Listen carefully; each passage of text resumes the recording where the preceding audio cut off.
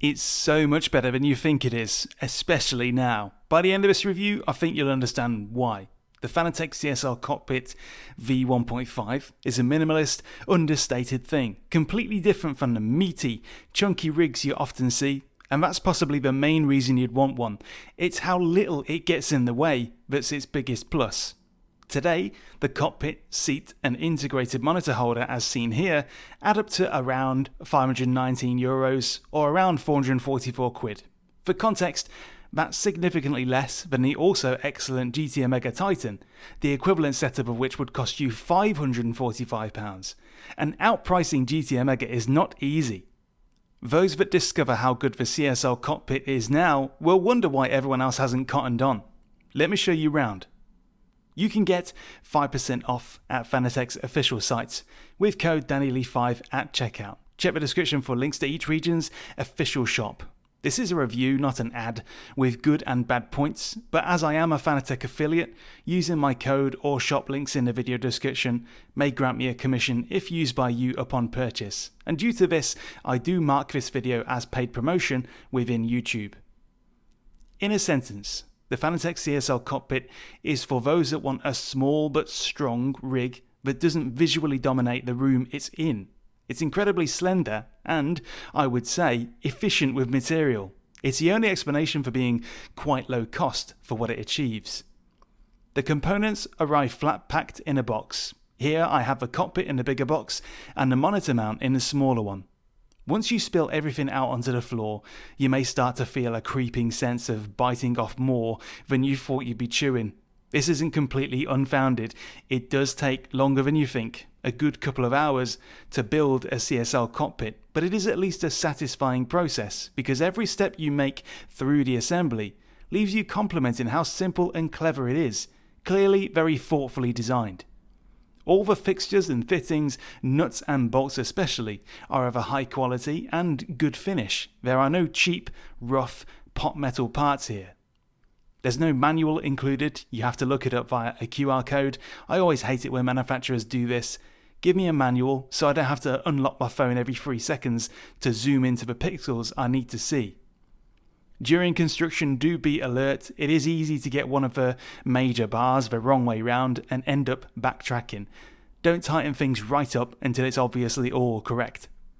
Assembly is time consuming. To draw a comparison to the GT Omega Titan again, I reckon I could build 3 of those in the time it takes to build one of these, but it's not stressful. Access to everything is easy, the components are lightweight, everything's very well made. If you have ordered the integrated monitor mount like I have, there's a point in the manual whereby you are told to take a detour and add it, which is roughly when it all looks like this, before the central wheelbase fittings are added. So be aware of that if you are fitting the integrated monitor mount. It's easy to miss that and just blow past it, wasting time. The integrated monitor mount is also cleverly designed and well made, complementing the cockpit nicely and avoiding any sticky out bits or unsightly crossbars. It really is one of the most compact, efficient cockpits, so if you want your sim rig to be a passive presence in the room it's in, rather than a huge contraption, this has to be a front-running choice. However, there is no integrated triple monitor mount option, only single monitor mount. If you've got triple monitors anywhere in your future plans, you'll be needing a standalone monitor stand. I've got a seat to install, but I'm not going to put that on until I've taken the cockpit upstairs where it's actually going to live. The CSL Cockpit's relative lightweightness and slender form makes it possible for me to just move it. There are so few sim rig setups that you can carry like this, it is quite handy. Do not copy me here though, I'm just proving a point on video. I'm now ready to add the seat, which is the CSL seat. Quite basic, but visually suits the cockpit, and at around £110 is one of the absolute cheapest ways to sit on it, mounting to the cockpit seat bars via these anchors. Almost any bucket seat paired with side brackets will be compatible with a CSL cockpit, so you're not limited to Fanatec's own selection. You can replace the basic seat with something more fancy down the line if you feel it's necessary. I'm using a 34-inch ultra-wide curved monitor. There's a fair amount of adjustability and reach, but check out these adjustable support bars to help hold the monitor steady from underneath and reduce any wobble or shake. fitting a range of sizes and depths. It's just quite clever, over and above what you'd expect from a full cockpit of this price, and it does indeed allow for respectively forward positioning of a monitor. It's not 5 miles away from you. I'm going to be mounting a Simagic Evo Ultra wheelbase to this. I've got Fanatec wheelbases, but I wanted to try something non-brand to highlight the addition of a universal wheel plate to this cockpit. That wheel plate is what makes the CSL Cockpit a V1.5 instead of a V1. The original iteration, which I reviewed back in 2024, was only for Fanatec wheelbases. I wouldn't have been able to install this wheelbase on it back then. It's great that Fanatec is now far less snooty about it and opened it up to all, because now, instead of being a surprisingly good cockpit for Fanatec people, it's a surprisingly good cockpit for everyone.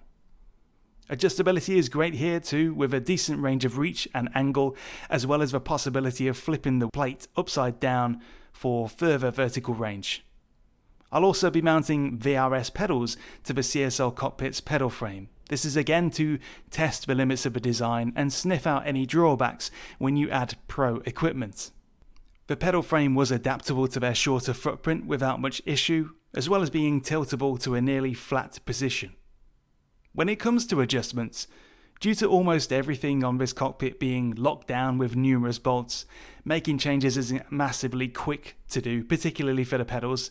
There's not a single quick release or slider mechanism on this thing, but it's a worthwhile trade-off for how solid and fixed everything feels when you're squeezing them all back up with the 2 supplied spanners.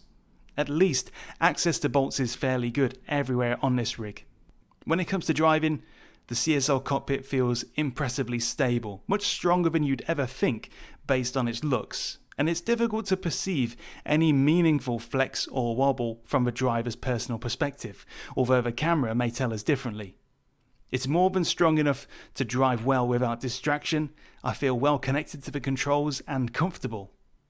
In terms of posture and ergonomics, things are pretty good. The pedals are positioned almost level with the driver's seat, which, although the CSL seat is unable to be tilted, is pretty much bang on for a generalised driving style that works fine for GT and Formula. And the range of adjustability almost guarantees that you're unlikely to outproportion it. If you're tall or small, you need not worry. I'm 6 foot and I am nowhere near the margins of adjustability along the length of the rig. In that respect, there's bags of room, but you cannot raise or lower the pedal tray or seat independently. The manipulability of a wheelbase plate makes up for that and ensures it'll fit you one way or another. I'm generally impressed with how strong the CSL Cockpit is considering its skinny form. It's so slim, but there are nonetheless some points of deflection, some flex and give in certain areas, which I'll show you now. By far the biggest flex point is the seat. Under hard braking, it will deflect. It's not the best at holding you firm and steady generally. That becomes important at higher force feedback levels. So whilst it's completely fine for low to mid-level wheelbases, some of you will want to switch to a more substantial seat eventually. It would be a significant upgrade to the stability of the platform. You can use almost any standardized bucket seat with side brackets on this, so you're not limited to Fanatec's own selection. However, swapping to a bucket seat with brackets will surely mean sitting higher than the CSL seat does, so try to choose low profile seat brackets so as not to ruin the generally flat driving position. It's not just the seat itself though, the support bars that hold the seat up are not themselves rock solid. This was something I rather hoped they would change between the V1 and V1.5 version of this cockpit, but they're exactly the same. They clearly buckle somewhat underneath the seat when I actually get on it. I know I need to get to the gym, but this is the only cockpit I know that does this, and I think it should be changed in any future iterations. It's needless flex. It wouldn't happen with a thicker gauge of crossbar. The wheelbase plate is perhaps the strongest point, as it is where everything converges. It fares really well. There's some shudder when subjected to high feedback, but it's generally excellent for a cockpit in this price bracket, and that also extends to the monitor mount. With the help of the support bars, my monitor does not distractingly wobble about. It seems well locked down, and I'd feel perfectly confident putting something even bigger and heavier on it if I felt like it. The pedal deck feels very solid and planted.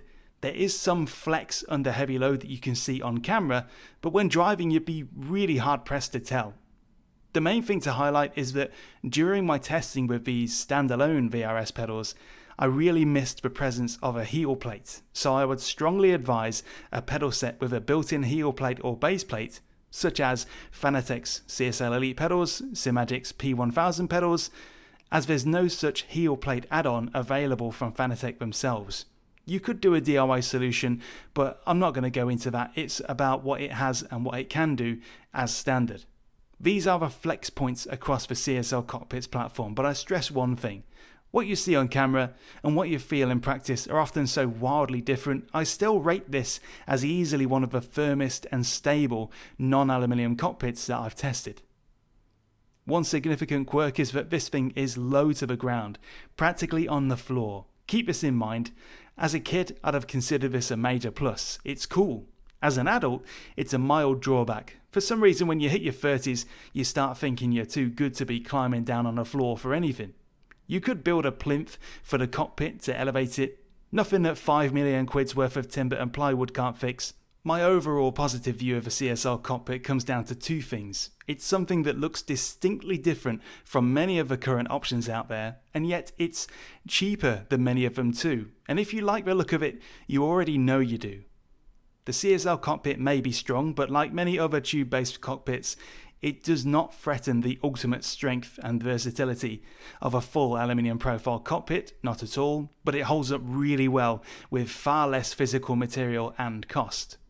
If you consider sim racing to be in 5 tiers of advancement from beginner to pro, the CSL Cockpit is a legitimately excellent, great value option for the first 3 or 4 of those tiers, and a standout choice for those that prefer minimalist rigs. Fanatec is rarely the first brand that springs to mind for cockpits, but with the V1.5 upgrade, this is now a great general option from an unexpected source.